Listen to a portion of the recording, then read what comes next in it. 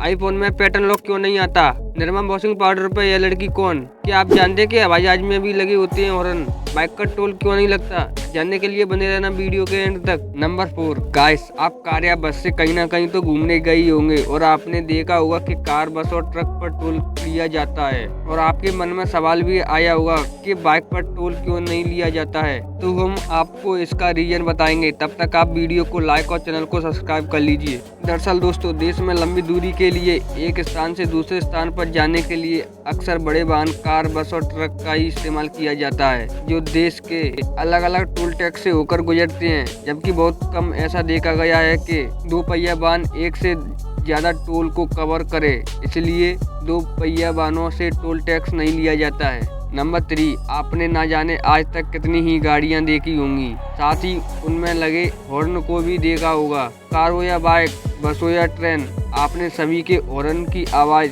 कभी ना कभी तो जरूर सुनी होगी। हालांकि आपने कभी फ्लाइट में लगे हॉर्न के बारे में सुना है या फिर कहीं उसकी आवाज़ सुनी है? जी हाँ, फ्लाइट में भी हॉर्न लगे होते हैं। लेकिन अब आप यह सोच रहे होंगे कि आसमान में हॉर्न का क्या काम? अगर आप नहीं जानते कि फ्लाइट में हॉर्न क्यों और किस परिस्थिति के लिए लगाए जाते हैं, तो आइए जानते हैं। दरअसल फ्लाइट में लगे हॉर्न का इस्तेमाल ग्राउंड इंजीनियर और स्टाफ के संपर्क करने के लिए किया जाता है। अगर फ्लाइट की उड़ान बढ़ने से पहले उसमें कोई खराबी आती है या फिर कोई इमरजेंसी स्थिति आ जाती है, तो उस समय प्लेन के अंदर बैठे हुए पायलट या इंजीनियर इस हॉर्न को बजाकर ग्राउंड इंजीनियर को अलर्ट मैसेज भेजते हैं। नंबर 2, दरअसल यह घटना 90 के समय की है। गुजरात के कृष्ण भाई पटेल की एक बेटी थी जिनसे वह बहुत प्यार करते थे। उसका नाम निरुपा था और उसको वे प्यार से निरमा कहते थे। वे अपनी बेटी को आंखों से ओझल भी नहीं आने देते थे। वह चाहते थे कि उनकी बेटी एक दिन पूरी दुनिया में मशहूर हो, लेकिन एक कार एक्सीडेंट में निरमा की मृत्यु हो गई।